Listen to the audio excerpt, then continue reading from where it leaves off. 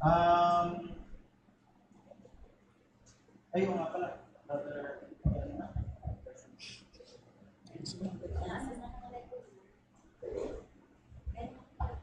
May record na dito.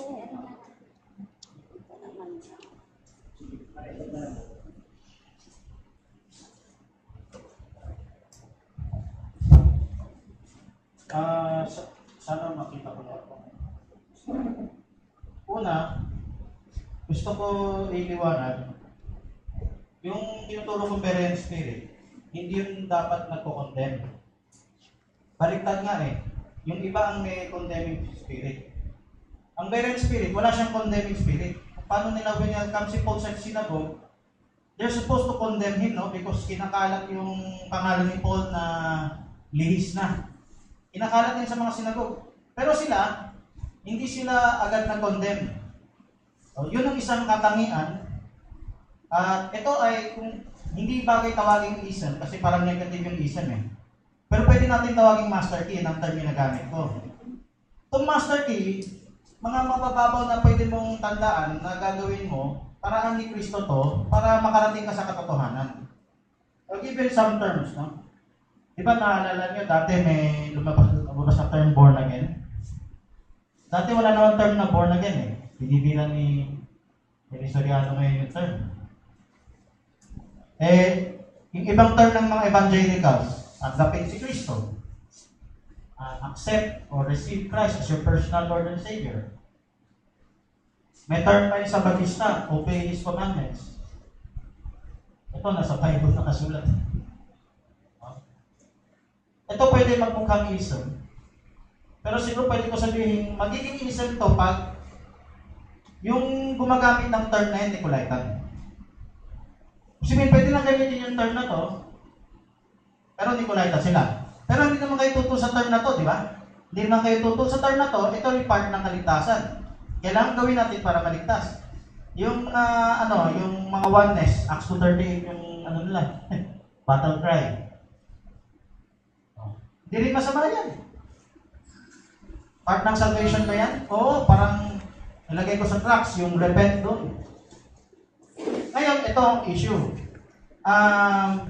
Yung salitang Berean ba, pwede maging ism? Pwede, kung hindi mo talaga, parang naging title lang siya.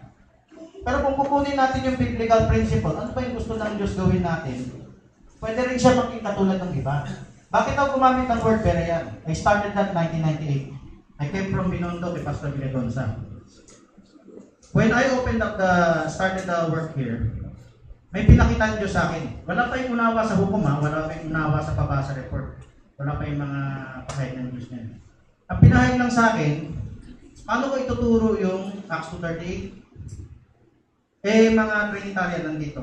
Medyo paglalaman pa yung doktrina nila. So doon ko nagamit yung term. Huwag ka muna mag-judge. Check mo muna. Proverbs 18:13, you can open up the PowerPoint. Sa Proverbs 18:13, isa lang to sa mga principles. Ang gusto ko i-correct yung term na Berean, hindi siya yung nagsasaliksik lang. Marami nga nagsasaliksik eh. Like si Eli Soriano, masaliksik. Maraming nagsasaliksik, pero Nicolaitan. Pag tayo nagsasaliksik, kailangan natin, kaya ko ginamit yung word Berean, opposite ng Nicolaitan, hindi dapat sarado ang isip sa pagsasaliksik. At saka kailangan walang bias sa pagsasaliksik. Halimbawa, ang gusto lang pakinggan ng group ng IIK, sarili lang pastor. Gusto nila saliksikin, sarili lang nilang literature. So, hindi ka makakarating sa whole truth pag hindi ka nagbukas. So, gusto ko ilagay ilang characteristics na pwede kong ilagay sa Berean. Ito. Marunong muna siya makinig bago siya maghapon, mahusga. Tulad ng nabanggit kanina rin. Kunwari, hindi matanggap yung aral mo. Wala rin hatulan sa tamang spirit ng Berean. Baliktad nga eh. Yung ibang end time na against dun sa word Berean, kahit hindi ko pa ginamit yung word Berean, nahatulan na ako dahil ako yung isa ni Jackson. Tingin na lang sa akin, Jackson na eh. Meron ng paghatol sa kanila, hindi batay sa attitude yung binanggit ka sa first John kanina ni Barlito. Na ano ba yung katangian para ikaw ay What is the demarcation line? That's the demarcation line, nakasulat sa Bible. So, kung ang batayan nila, hindi ka katulad ng aral namin. That is actually, yung binanggit kanina, that is the attitude, yung traditional beliefs ng churches today. From Catholic to Protestant to Pentecostal, up to date message churches. Pag hindi mo tinanggap yung aral namin, hindi kayo maliligtas. Yung spirito ng pagiging Berean, walang hatulan sa ganun. Re-recognize niya, pwede kang iligtas ng Diyos kahit nasa proseso ka pa. Kasi kinikilala ng pagka-Berean yung proseso ng dealing ng Diyos sa bawat tao. Ay, nabanggit ko to dito when there was still Google Class. All around the globe, God is calling out people, not necessarily under your ministry. Whatever their ministry they are in, they will have the same spirit. Ngayon, meron nagbanggit, hindi naman pantay-pantay ang tao. Binanggit ko rin yan. Totoo, hindi pantay-pantay ang tao. Pero God knows kung ano yung nasa puso ng tao. Kung meron talagang nagka-hunger and thirst sa kanyang righteousness. I'll give you an example, the thief on the cross. I use the word Berean on him. Hindi siya nakatira sa Berea, magnanakaw yun or rebelde. Karapat-dapat mamatay. Pero, nung sinabi niya, nagsisisi siya kaya nausap niya si Kristo. God saw the heart in him. Ngayon, kung hindi siya namatay sa cross, sa tingin niyo, magpapabautismo siya in Jesus' name? Sa tingin niyo? Magpapabautismo. Magpupuklat siya ng Bible? Magpupuklat siya kung may available Bible. Kung wala, sa abot ng kaya niya. Ayun ang sinasabi kong puso. Wala na available time. Merong kaunti. May nagsabi sa akin dati kung akay dyan. Wala namang Bible dun sa Jerusalem nung nagpapautismo sila Jesus. Dapat hindi Berean repentance, Jerusalem repentance. Sabi ko sa kanya, hindi niya ito nakasagot kasi ganito sa akin.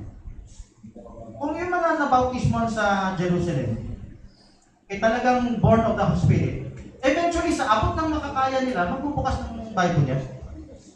Gagawin din niya yung ginawa ng taga-Berea. Ito yung tanong, bakit ka pumili ng word na galing sa isang lugar? Kahit di ko gamitin yung word na yan. Yung katangian yan kumakalat sa word ng Spirit sa mga tao. Kaya kung sakali ginamit ko yung word na yan, siguro ito yung katulad ng ibang word din na nagamit. Mapoprovoke ka lang siguro hanapin saan ba yan sa Bible. Pag nakita mo, may nakita kang katangian doon na merong aspeto ng gawain na hindi ginagawa ng mga message, mga denomination, at nawala na rin sa mga message churches. Dati, bago lumitaw ang denomination, ginawa ni Luther yan. Ginawa ng mga reformers yan. That's how the Spirit of God worked in the star messengers. At God, kahit sa prophet.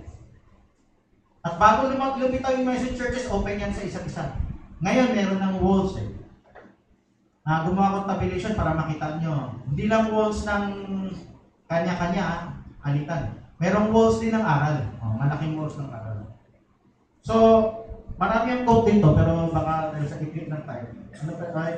Gusto ko lang magbanggit yung mga nalista ko. Let's talk about yung warning. Kasi meron natin nalaki dati yung Nicolaitan verses. When you want to warn the people, that is not being Nicolaitan. That is being Berean. Bakit? Let's open yung sinabi niya sa Matthew 11 ba yun? Matthew 16. Beware of the leaven of the Pharisees and the Sadducees. When we say beware, Matthew 16 yan. Maraming beses ginamit itong word beware. Is it closing their minds? Is it making them avoid? Be away. Be Away. aware. So, baliktad. They need to know the details. Ang Nicolaitanism, ang pag-aware nila, hindi yung talagang aware, be ignorant. Pag nakinig ka doon, madadaya ka.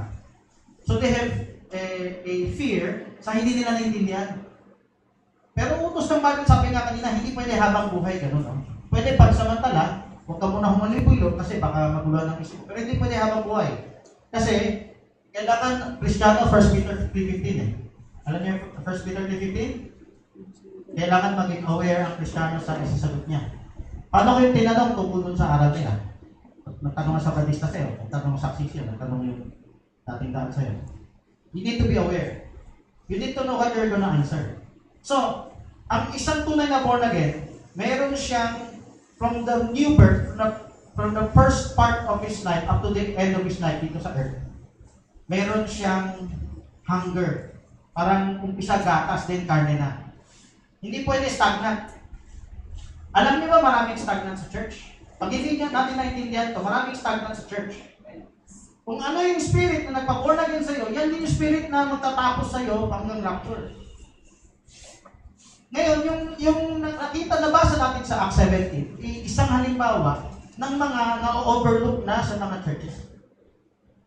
Maraming ibang katangian ng Kristiyano. Pero ang isang katangian na kailangan para makatanggap siya ng progressive message, kailangan wag siya magsasara.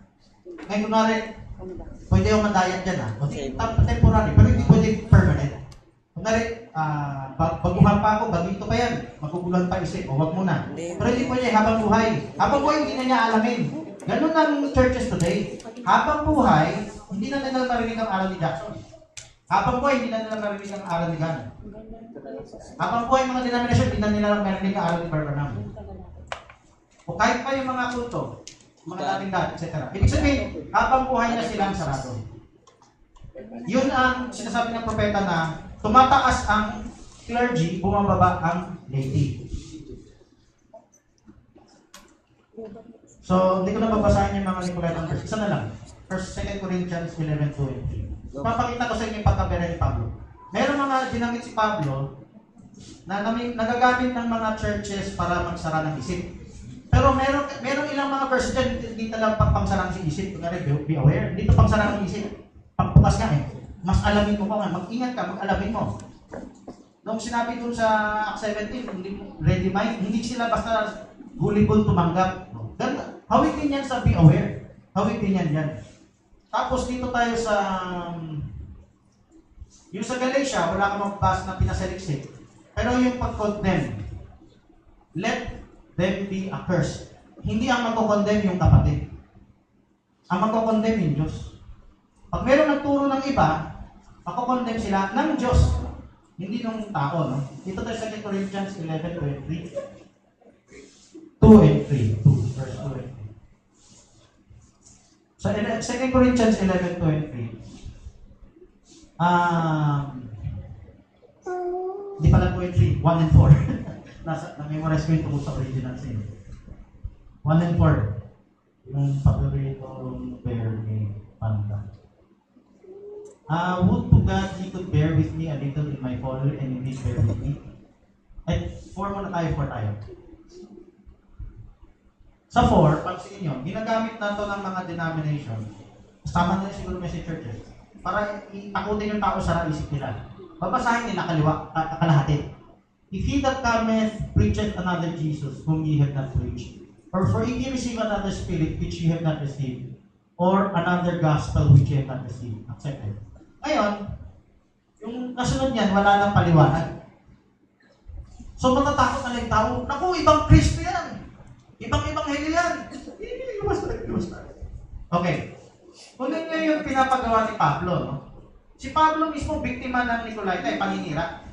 Sinisira ang kalaban niya noon ay Judeo-Christians. Kapwa niya Kristiyano, pero keeping the law. Kasi Hudyo, okay lang.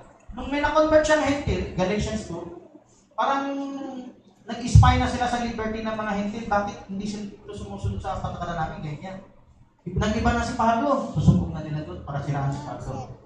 Nasiraan talaga si Pablo. Kaya nagsalita si Pablo na to. Yung sinulat ni Pablo sa Galatians, meron talagang na-overflow sa faith nila at naging Nicolaita. Kasi, nabulunan. Hindi na nag-imbestiga. Gusto ni Pablo, mag-imbestiga kayo. Okay. Kasamang kapatiran ni Pablo yung naninira sa kanya. Hindi yan malayong Judaism na kalaban din. Kapwa kapatiran na tinulungan noon, nakasakasama noon, ang merong kay Pablo. So, kaya nga sabi niya, another Jesus, another spirit, another gospel. Ang sabi ni Pablo, he might well bear with him. Ibig sabihin, mabuting pagtiisan niyo sila.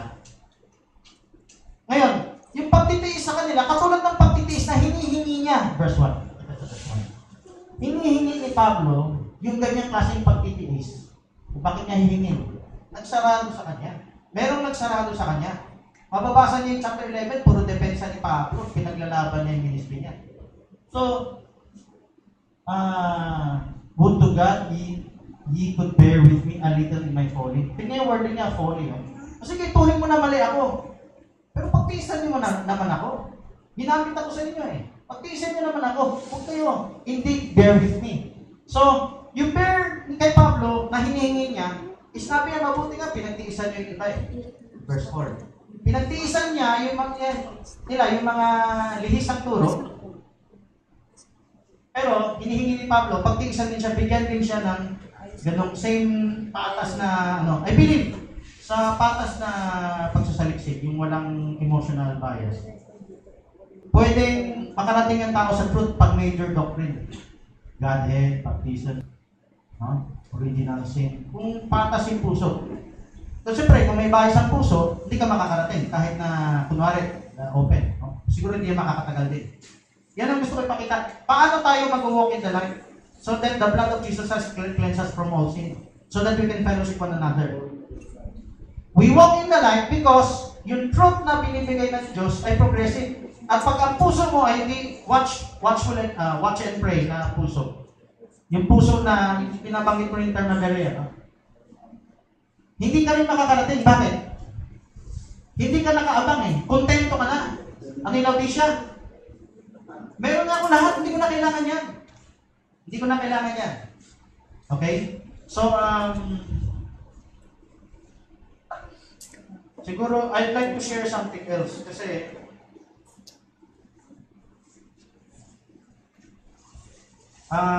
gusto ko i-share related to Nicolay Caberia. Last Monday, nandun ako sa Quiapo. Binira ng isang apostle doon yung Berean. No? Tapos, kaya siya galit sa akin, may nabanggit ako na hindi lahat ng bagay na-reveal sa propeta. Meron pang i-reveal. So, nag-quote na siya. Tapos, may mga patuksada na sa inyo lang, meron kang revelation wala sa propeta, sa'yo na lang yan. Tawa na yung mga tao. Ngayon, gusto ko ipakita, kasi wala akong oras, laging limited time ko doon, unlimited ang music time. Gusto ko magpakita ng ilan na si Brother Branham, ganun lang din ang spirit. Okay, ganun din ang spirit. Pakibukas isa dito. So, gusto ko ipakita, ang propeta, kahit yung propeta may ganyan, yung tinuturo natin ganitong master key, yung returning the hearts, hindi yan doktrina. Yung hearts, yung puso na ganun, yung puso na open, hindi siya period. No, may kama, sabi ng propeta, may kama. Ito rin ang spirito sa sabi ng propeta sa church ages eh. Sabi ng propeta, kung ano yung sinagsimula, tuloy-tuloy hanggang wakas. Hindi, iba yung dito sa dulo. Iba lang yung nasa unan. Kung anong gusto ng spirito ng Diyos, every age, ganun din ang takbo. So ito yung takbo na pag-abante sa salita ng Diyos. Ito na yung spirit na to, na pinafocus natin. Itong spirit na, hindi ko nabanggit, yung repentance doon sa Acts 2:38, ay repentance from ignorance. Ay, singin mo na yan. Bilis lang. Acts 2:38. Yung repentance from ignorance, nasa Acts 17:30 yun. So yung Acts 17:11, isang halimbawa lang yan. Pero pag binasa mo pa, meron pa yung Mars Hill. Sa Mars Hill, yung sinasambal nyo may pagka-ignorant, papakilala ko sa inyo. Tapos pagdating sa verse 30, sa time ng ignorance, pinasensya ng Diyos, pero ngayon kailangan magsisi kayo sa kamangmangan. Yung pagsisisi sa kamangmangan, kailangan alamin nyo na. Hindi yung para take for granted mo lang, okay na yan. No. Compare mo, alamin mo. Kaya maraming different churches today, pinahintulot ng Diyos yan para ikaw ang mag-compare. Diyan ka lang lalago, kaysa manonood ka ng telenovela. Anong gagawin niyo sa bakanting oras? Kung kulong lang ang isip. Okay? Pwede magpaganda lang ng kapilya, ng church, na samahan, parami ng tao. Pero paano yung paglago sa work? Hindi mangyayari pag hindi ka nag-ano. Parang tsambanan kung sino mapakinggan mo. Hindi ganoon. Kaya nilatag ng Diyos yung mga, pinahintulutan ng Diyos yung frozen in time ng mga dynasty churches na yan. Para makakompare ka. Kahit hindi mo yan maupos, yan lang puso mo. At aabante ka kung truth ang habol mo. Okay, nakita niyo yung repent dito sa 38? Akyat natin sa 37. Sinagot niya yung tanong sa 37. Anong gagawin namin? Bakit tinanong 37? Kasi sinabi sa 36. Alamin nyo, pakatalastasan ng pumangkat ng Israel na ginawa ng Diyos itong Jesus na inyong panako sa krus na Panginoon at Kristo. So, alamin nyo, let all the house of Israel know. Katulad ni Romans 10 kanina Kung hinayag ng Diyos, ito tulad ni Carl Jackson, Philip turo ni Barbara. Kung hinayag ng Panginoon sa kapanahunan mo at sa lugar mo, dagdagan ko na, meron kang utang sa Diyos. Okay? Ang utang mo sa Diyos, lumakad sa liwanag ng mensahe. Pag sinang mensahe, hindi lang yung tinuro ng propeta. Kahit anong kapanahunan ng buhay ka, may mensahe ang Diyos. So, kailangan alamin mo ang mensahe sa iyong kapanahunan. Yung tinawag ng message of the hour. The same spirit the same, parang ina-emphasize natin ulit kasi naging, pag sinayin din namin siguro, nagiging relax sa mga churches ngayon. Naging Laodicean churches ngayon. Okay, punta na sa book. Pakibukas sa quick reference. Don't write them all. They're mysteries. Don't write them all. Papakita ko lang ng propeta, hindi siya nagsarado. Lahat ng revelation natapos na sa kanya. Kasi wala akong pagkakataon, kaya oras ko lagi doon. Mas mahaba yung dito. Don't write them all.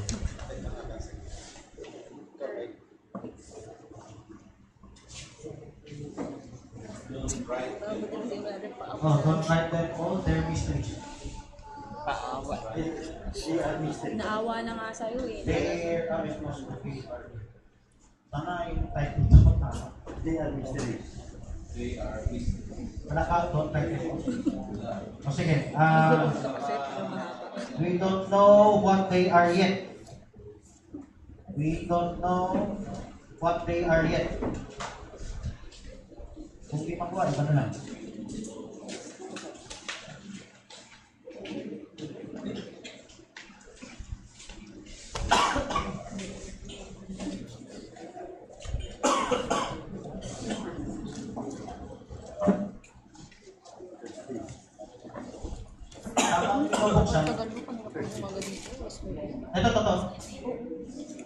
We don't know what they are yet, but my opinion, they'll be revealed right away. May opinion si Barbanam. Alam mo, maraming opinion si Barbanam. Hindi kulang din ako sa lingkong listahan. Ibig sabihin, may mga bagay hindi niya alam. Pwede ba malaman ng bride? Pwede. Pero, diretsoy ko na. Majority sa message dito sa Pilipinas, yung pangalawa, pangatlo, pang-apat na klase mensahe. Battle cry nila, lahat ng hiwaga na-reveal na sa propeta. Kung meron kang dadalhin na hindi tinuro ng propeta, huwag tanggapin. May sinabi ang propeta, hindi yung sarili niyang message. Ang sinabi ng propeta, pag wala sa Bible, huwag mo tatanggapin. Medyo misrepresented ngayon ng propeta. Dito, makikita mo, sa opinion ng seals, meron pa siyang hindi naintindihan. Meron pa siyang hindi alam. Pero reveal din. Sino makakatanggap? Yung bride. Punta tayo sa next quote. As I ask God's mercy to help me. Habang pinubuksan, gusto ko i-comment yung hindi Berean diligtas. Ako, gumamit akong term na yun dati. Ngayon, pwede ba natin sabihin, hindi born again, hindi ligtas, hindi tumanggap, hindi ligtas? Ganun lang yan Sa tamang unawa. Okay? Ano ba yung importanteng aspeto? Ano ba yung importanteng aspeto na dapat natin i-emphasize?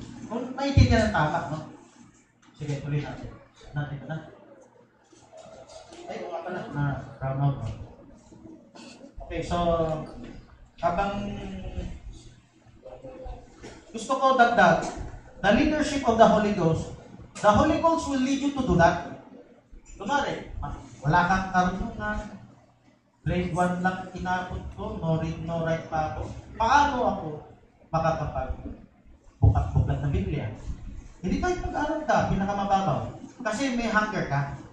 The Spirit in you will lead you to hunger those things.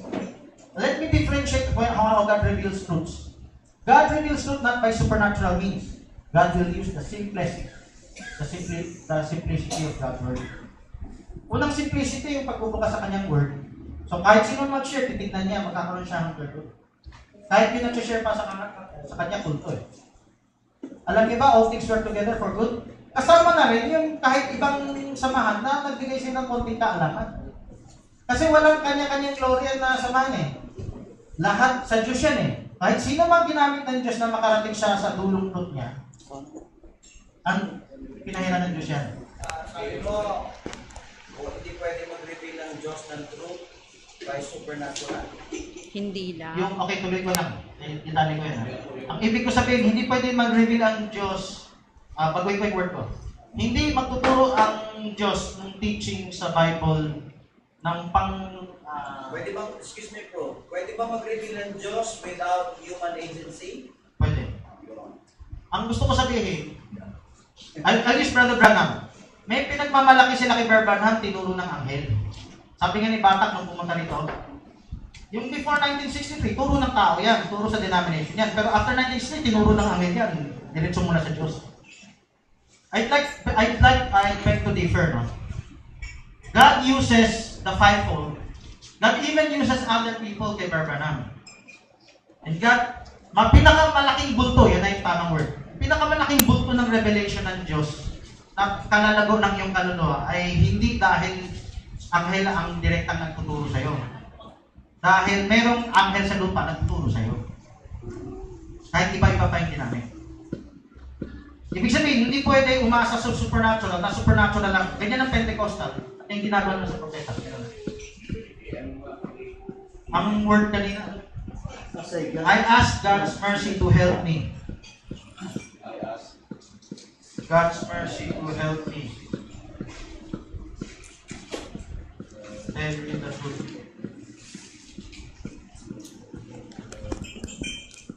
Isa lang kumuha na siya sinutan. So, the leadership of the Holy Ghost is going back to the Word. The Holy Ghost will lead you to go back to the Word. No? I ask us, as far as I know the truth. Nakita niya? Meron siyang abot, sa abot lang yan. Hindi lahat, tapos na sa kanya. Okay? So, pwede siya makapagsalta ng mali eh. Sabi niya, and if I ever tried to say anything that was wrong and contrary to His will, ino-open niya yung possibility niya. Na. My sincere prayer is that He would close my mouth. Okay? Kung nagawa niya yan, because I don't know no different. And if I do it, because I don't know no different. So, kailangan, tulad nga, kung napipilit maging mature, ito, huwag nang pilitin na parang perfect lahat ng sinabi niya. Ang hindi matanggap nun, pwede ba ang propeta makakita ka ng nagkamali siya pero nakita mo yung tama. Marami nag-agree sa akin, tama, pero parang labag yan sa dating traditional na pagkwento sa kanya na lahat natapos na yung revelation sa kanya. Siya nga nagsabi, do not end it with a period, but end it with a comma. Talon tayo sa Si Bayayad talaga. rise on the scene. This great person that we're expecting to rise on the scene. Ang topic last Monday sa Yapo, meron pa bang mensahe na higit dun sa tinuro ng propeta? Yan ang topic nun eh. So, wala nang oras mabasa to. Ang pinag-usapan na yung greater. This great person that we're expecting to rise on the scene. Ngayon, they're painting something on the prophet na hindi niya exactly tinuro. Kunwari, lahat ng revelation natapos na sa kanya. Ngayon, meron pang pasalay na pag meron ka pang other revelation, nire-reject mo yung prophet. Pero, kung susundin mo yung prophet, sasabihin niya nito, Pwede ba tumanggap ng ibang revelation? Nasa Bible naman. May mga balabaw sa Bible, malinaw sa kanya. Ay, malabo sa kanya sa Bible, malinaw sa atin. It may be time, maybe they are now, that this great person that we're expecting to rise on the scene may rise on the scene. Maybe this ministry that I have tried to take people back to the Lord has laid a foundation. And if it has, I'll be leaving you for good. There won't be two of us here at the same time. See? If it is, He will increase, I will decrease. Amen. Ngayon, sinabi ko na nga doon, ang Star Messenger, walang makakahigit doon in terms of prominence. Pero pagdating sa word, yung binanggit ni Pastor Alto is between you and God. Pwedeng mas malalim kaysa doon sa panlabas na naituro. Kasi personal relationship na yun sa Diyos. Hindi na nabanggit. Sino kaya yung taong after him will rise on the scene? Sabi niya ako, si Brother Jackson. Brother Jackson. Okay lang. Walang problema kasi nagamit talaga siya. Pero, of course, importante, yung spirit na to. Alam mo bakit? I believe yung dating samahan namin kay Brother Jackson, nalansag yun dahil nalimutan na yung spirito na to. Let's say, hindi ginagamit yung term na to. Pero nung beginning kanyang ministry, may siyang kanyang class of spirit. Tapos sobra nga yung pagkabireyan kaya nawala Hindi, nawala na. Kasi, ganito, nung tumanda si Brother Jackson, hindi na siya makatolerate ng ibang tao. Kunwari may ibang unawa. So, hindi lang si God ang nahiwalay, meron pa iba. Hindi lang si Strowman late huli. Marami. Pero hindi bale, okay lang yan. Lahat naman ng matatandang apostol, kahit si Brother Bernam na ginamit, hindi na madetalye maraming bagay. Okay? Tuloy tayo sa,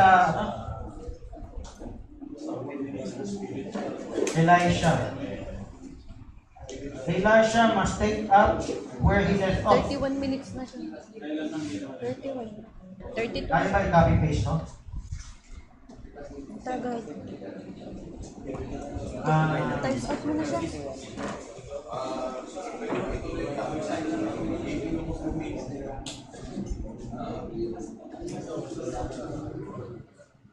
Susog ka lang, ang haba. So